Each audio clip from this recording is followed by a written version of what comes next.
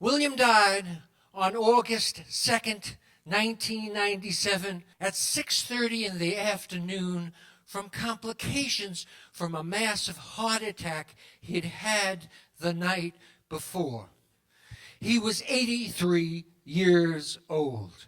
I was with William Burroughs when he died, and it was one of the best times I ever had with him. Doing Tibetan Nyingma Buddhist meditation practices, I absorbed his consciousness into my heart. It seemed like a bright, white light, blinding but muted. I was the vehicle, his consciousness passing through me. A gentle shooting star went in my heart and up the central channel and out the top of my head to a pure field of great clarity and bliss. It was very powerful. William Burroughs resting in great equanimity and the vast primordial expanse of primordial wisdom mind.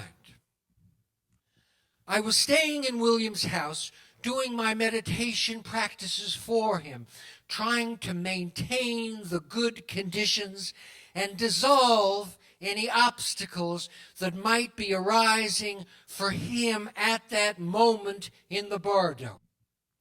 William had a high degree of realization, but he was not a completely enlightened being.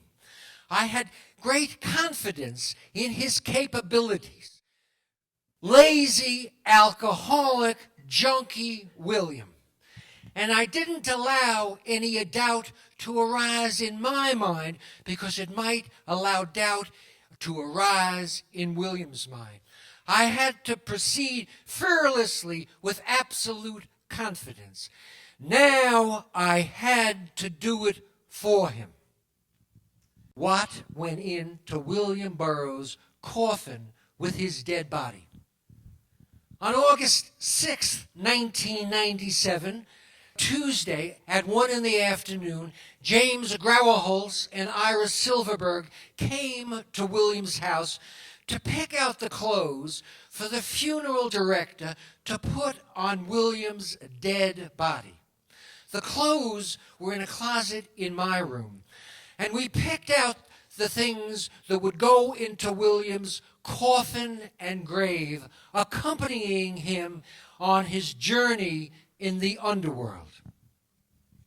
His favorite gun, a .38 snub-nose special, fully loaded with 5 shots. He called it the Snubby. This is very important, I said. William always said you can never be too well armed in any situation. Of his more than 100 world-class guns, it was his favorite. He often wore it on his belt during the day and slept with it every night, fully loaded, under the bedsheet on his right side. A gray fedora. He always wore a hat when he went out, and we wanted his consciousness to feel at ease dead. His favorite cane, a sword cane made of hickory with a light rosewood finish. A sport jacket, black with a dark green tint. We rummaged through his closet, and it was the best of his shabby clothes, and smelling sweet of him. Blue jeans, the least worn ones, were the only ones clean. A red bandana, he always wore one in his back pocket. Jockey underwear and socks. Black shoes, the ones he wore when he performed. I thought the old brown ones, the ones he wore every day because they were comfortable.